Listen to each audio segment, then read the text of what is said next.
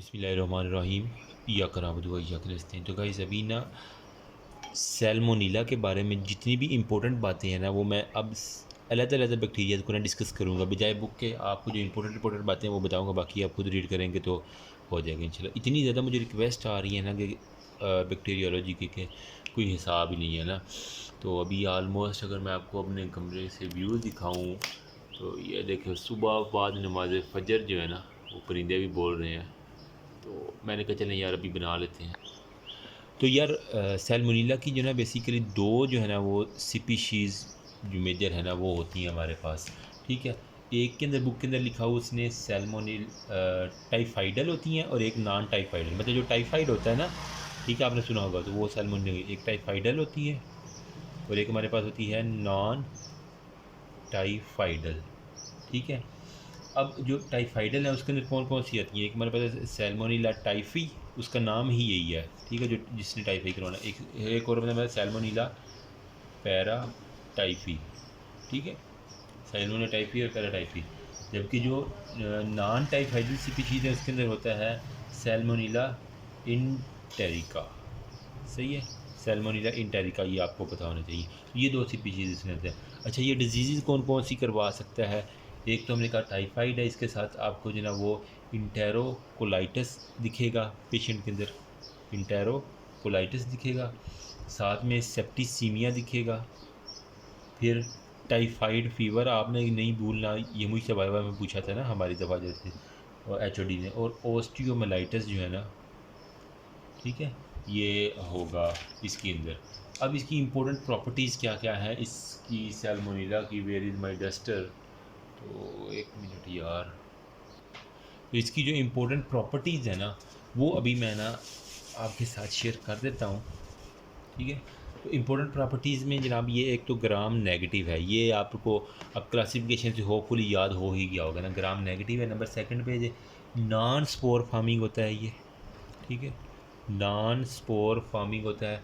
Number third पे ये lactose को जो है ना वो फर्मेंट नहीं करता। ये इंपॉर्टेंट बातें हैं सारी की सारी और एमसीक्यू। और इसके अलावा ये हमारे पास मोटाइल होता है और ये H2H गैस जो है ना, H2S गैस, इसकी प्रोडक्शन करवाता है। ये आपने प्रॉपर्टीज़ के अंदर इसकी लिखनी है। साथ में जो है ना इसके तीन जो है ना वो कहते हैं एंटीजीन्स होते हैं, ठीक है। वो एंटीजीन कौन कौन से हैं, एक हमारे पास होता है ओ एंटीजीन, एक हमारे पास होता है एच, और एक हमारे पास होता है कैप्सूलर VI एंटीजन, उसके नाम लिखा हुआ है। जो ओ वाला है ना ये हमारे पास कहाँ पे दिखा गया है, सेल वाल के अंदर, ठीक है, जो एंटीजन होता है। जबकि ये एच वाला जो है ना ये फ्लैजिलर एंटीजन होता है, ठीक है। जबकि ये जो कैप्सूलर आई हुई है ये विरुलेंस के लिए हमारे पास होता है। इतनी सी उसने बात बस पैराग्राफ के अंदर लिखी हुई है। फिर ट्रांसमिशन कैसी होती है, जो टाइफाइड आपको पता है ये फीको ओरल रूट के ज़रिए जो है ना वो ट्रांसमिट होता है। बच्चों वाली सारी बातें हैं। अच्छा, अब इसके अंदर जो है ना पैथोजेनेसिस के ऊपर थोड़ा सा हमने फोकस करना है, वो इसकी जो है ना वो इम्पोर्टेंट है। पैथोजेनेसिस में वो कह रहा है कि सर जी इंटेरोकोलाइटिस जो है ना उसको अभी मैं बता देता हूँ। जो इंटेरोकोलाइटिस है मतलब इंटेरो मतलब को GIT से रिलेटेड कुछ ना कुछ जो है ना लफड़ा हो रहा है। तो अब इसके अंदर ना इन्वेजन करेगा सबसे पहले ये वाला सैल्मोनीला, कहाँ पे, एपिथीलियल प्लस सब एपिथीलियल जो टिश्यू है ना, ठीक है, स्मॉल इंटेस्टाइन के प्लस जो लार्ज इंटेस्टाइन है ना इसके, इनके ऊपर जो है ना इसने इन्वेजन करनी है जाके नंबर 1 पे। नंबर सेकंड में जब इन्वेड कर लेगा तो ये फिर पेनिट्रेट करेगा कहाँ तक, लेमिना प्रोप्रिया तक जो है ना इसने पेनिट्रेट करना है, ठीक है। फिर वहाँ पे क्या करवाएगा, इन्फ्लेमेशन करवाएगा, प्लस हमारे पास ये डायरिया करवा देगा सारे का सारा, सही है। फिर ये क्या करेगा, न्यूट्रोफिल जो है ना वो इन्फेक्शन करेगा साथ साथ, और मिजेंट्रिक लिम्फ नोड तक ये जाते हैं, ठीक है। तो बाकी जो है ना टाइफाइड फीवर के बारे में पैथोजेनेसिस थोड़ी सी देख लेते हैं। तो वो कहता है टाइफाइड जो है ना वो स्मॉल इंटेस्टाइन से ये ना शुरू होता है, ठीक है। फिर ये कहाँ पर जाता है, ऑर्गेनिज्म इंटर करता है और मल्टीप्लाई करता है इनटू दी मोनोन्यूक्लियर फैगोसाइट्स, ठीक है, मोनो न्यूक्लियर फैगोसाइट्स के अंदर जो है ना ये पेनिट्रेट करेगा। वहाँ पे क्या बनाएगा, पेयर्स पैचेस बनाएगा, ठीक है, पेयर पैचेस जो है ना ये बनाते हैं। फिर वहाँ स्प्रेड करता है फैगोसाइट जो है ना वो लीवर के ऊपर, गाल ब्लैडर के ऊपर, ठीक है, और स्प्लीन के ऊपर जो है ना वो स्प्रेड करेगा। और ये किसको लीड करेगा, बैक्टीरियसीमिया को, बैक्टीरीमिया, ठीक है, मतलब जो ब्लड के अंदर चला जाए फिर वहाँ पे जो है ना वो फीवर वगैरह करवाएगा और वो सारे के सारे होगा। फिर हमारे पास ये था टाइफाइड का, ये इंटेरोकोलाइटिस की पैथोजेनेसिस थी। अब मैं मोटी मोटी सी बस बता रहा हूँ, बाकी आप खुद बुक से पढ़ेंगे तो इंशाल्लाह आपको काफ़ी कवर ना हो जाएगा। फिर वो कहता है कि सेप्टिसीमिया के बारे में जो है ना वो थोड़ा सा बता दो। तो सेप्टिसीमिया के बारे में वो कह रहा है कि ये चिल्ड्रन उन बच्चों में होता है जिनको ऑलरेडी इंटेरोकोलाइटिस हो ना, ठीक है, मतलब जो इंटेस्टाइन का हमने स्मॉल और लार्ज इंटेस्टाइन, तो इंटेरोकोलाइटिस वाले पेशेंट के अंदर मोस्टली जो है ना वो सेप्टिसीमिया दिखा गया, और जिनके अंदर जो है ना वो क्रोनिक डिजीज़ हो ना, ठीक है, तो उनके अंदर ये ना हमारे पास दिखा गया है। अब फाइंडिंग किस तरह करनी है, क्लिनिकल फाइंडिंग के अंदर आपने क्या क्या करना है, CF में लिख रहा हूँ। आपने डायरिया जो है ना उसको देखना है कि वो डायरिया के अंदर ब्लड है या नहीं है, एक बात ये। नंबर सेकंड पे आपने फीवर देखना है, प्लस इन लार्ज जो है ना आपने स्प्लीन देखनी है, ठीक है। और सबसे इम्पोर्टेंट बात, रोज़ स्पॉट्स जो होता है ना वो, मतलब रोज़ कलर जो होता है ना वैक्यूल एंड एब्डोमिन, उसके पेट के ऊपर ना जिस तरह रोज़ कलर होता है ना, इस तरह के वैक्यूल्स आपको नज़र आते हैं, सही है। इसके अंदर बाद जो है ना वो वॉमिटिंग होती है, लिकोपीनिया होता है, लिकोसाइड का लेवल कम हो जाता है, एनीमिक होता है, वो बच्चों वाली बात है।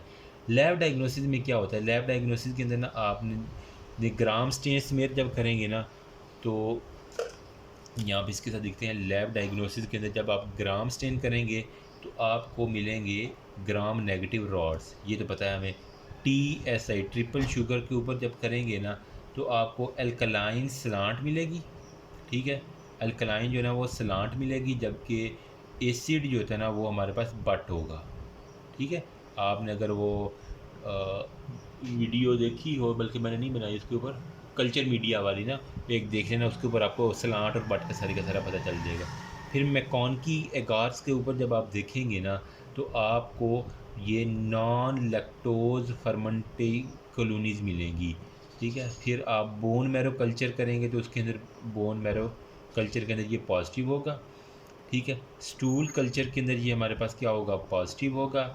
एग्लूटिनेशन टेस्ट होगा, ठीक है। उसके अलावा H2S में हमने कहा था गैस की प्रोडक्शन ये करवाता है, ये भी आपको दिखेगा।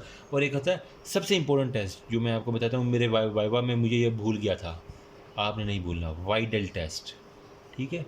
वाइडल टेस्ट में करेंगे, इसके अंदर क्या होगा, जो रेज एंटीबॉडी टाइटर है ना, ठीक है, एंटीबॉडी टाइटर वो पेशेंट के सीरम के अंदर दिखेगा। ये एक गोल्ड स्टैंडर्ड टेस्ट है for the Salmonella.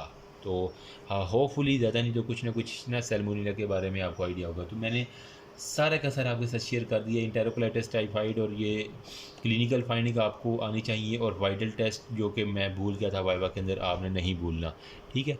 Thank you so much, remember me also your precious, I am trying my best कि यार थर्ड ईयर का जो ना अभी ये बैक्टीरियोलॉजी सारी कवर कर दूँगा। अल्लाह हाफिज़।